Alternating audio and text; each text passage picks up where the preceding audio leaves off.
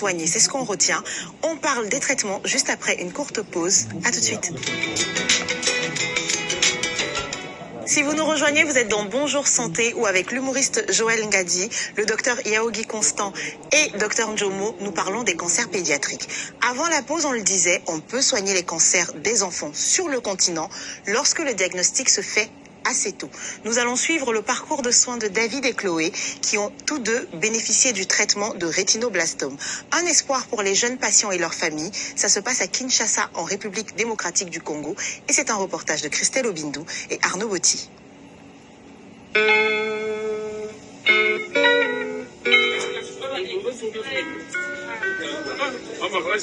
Dans cette chambre du service hémato-oncologie pédiatrique de l'un des plus anciens hôpitaux de la RDC, cette mère compte les minutes. Son fils d'un an, David, va subir une opération importante, lui qui souffre d'un cancer de l'œil, le rétinoblastome. Les yeux de David coulaient. Après ça, une tache blanche est apparue ensuite, c'est devenu rouge et ça a gonflé. On est venu à la clinique. Les médecins nous ont dit que c'est un cancer et qu'il fallait opérer. Ça gonflait toujours, mais grâce au traitement, ça a diminué.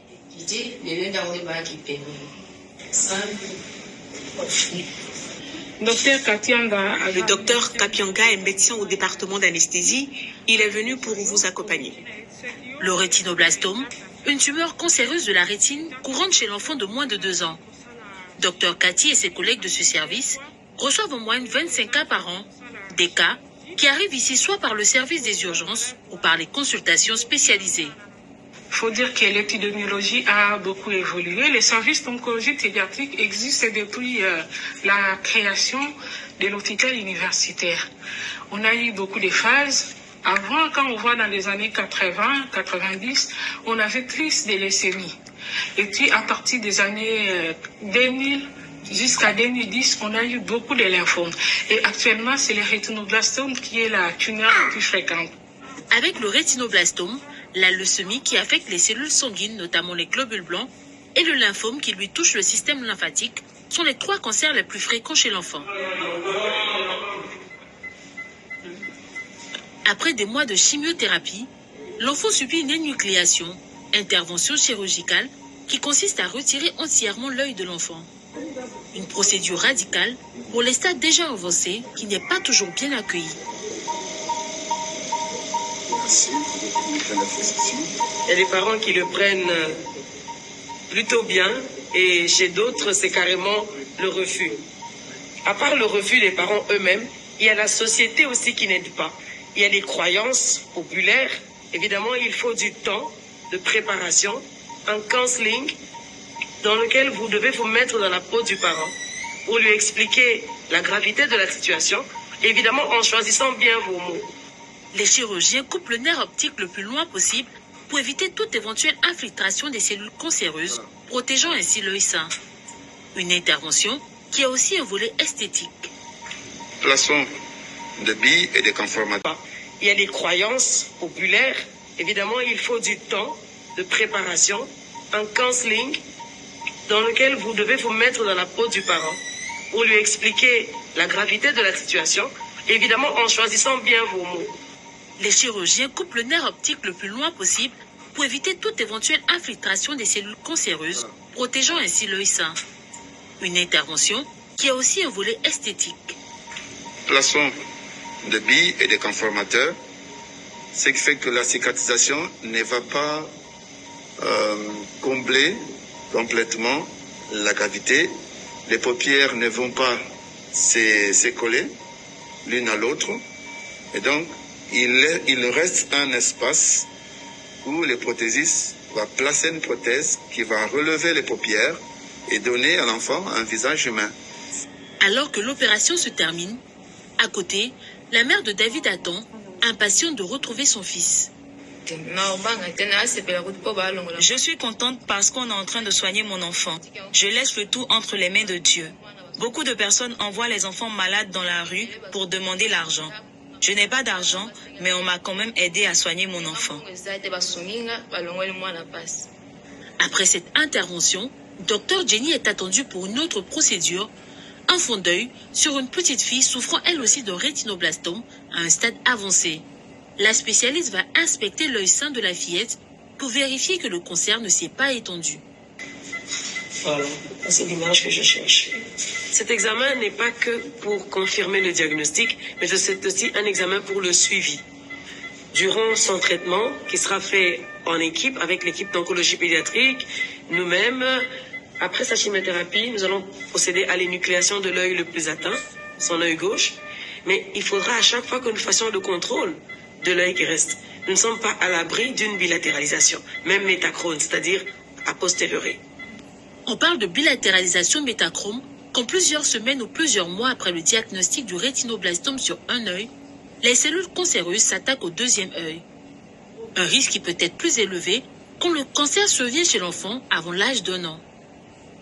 Si une des solutions au rétinoblastome est l'ablation totale de l'œil, il n'en demeure pas moins qu'il existe un moyen de donner à l'enfant une meilleure apparence. Chloé, ça va? Alors dites-moi, comment ça s'est passé depuis la dernière fois? Quand j'ai mis ma prothèse, ça ne me gêne pas.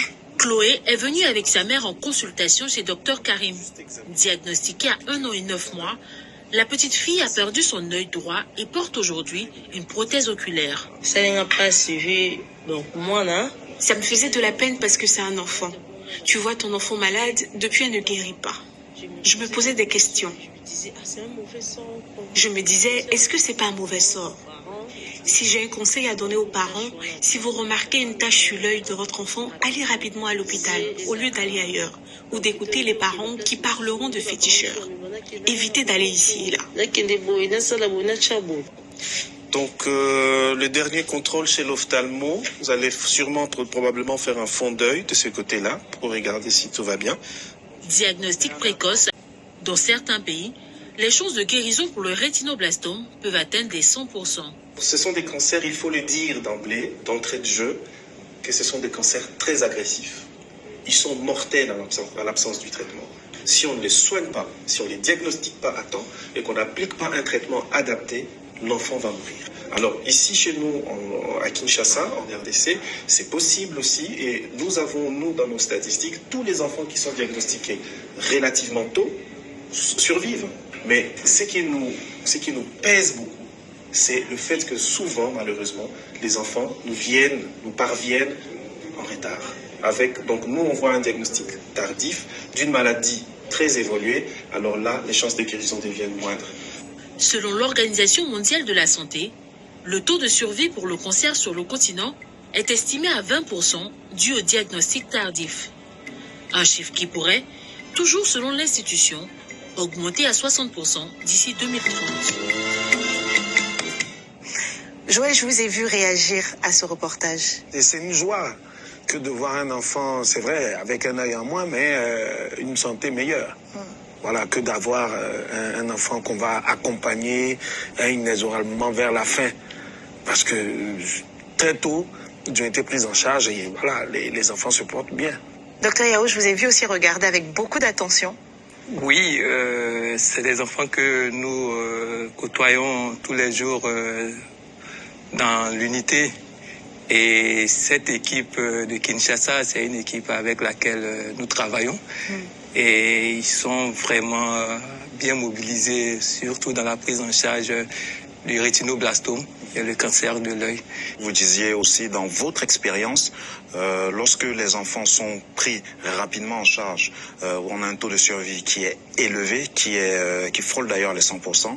Mais lorsque l'enfant il vient tardivement, et on a un taux de décès qui est aussi important. C'est bien ça? C'est bien ça. C'est pourquoi nous continuons de sensibiliser, de former le personnel, que ce soit à l'intérieur du pays et même dans les grandes villes. Il faut toujours former, sensibiliser la population pour que les enfants arrivent très tôt. Et il faut dire que lorsque les enfants arrivent très tôt, nous pouvons sauver l'œil de l'enfant. C'est possible. Avec un traitement local, au laser, nous pouvons sauver l'œil de l'enfant. Est-ce que vous avez déjà eu des cas où, malheureusement, la tumeur était déjà avancée, on devait retirer l'œil et des parents, ils ont refusé? Oui, on a plusieurs fois été confrontés à ces situations. Et pour cela, il faut toujours avoir un contact permanent avec les parents pour leur dire que même si on n'arrive pas à garder l'œil de l'enfant, mais on pourra sauver la vie de l'enfant. Aussi, il y a une équipe qui permet d'équiper ces enfants en prothèses et quand c'est bien fait, personne ne pourra faire la différence entre l'œil qui est là et la prothèse de l'enfant. Soigner les enfants, c'est soigner les parents. Est-ce que dans votre unité, vous avez un système d'accompagnement pour ces parents-là? Faut dire qu'on a une équipe dédiée, des oncopédiatres, des ophtalmos et également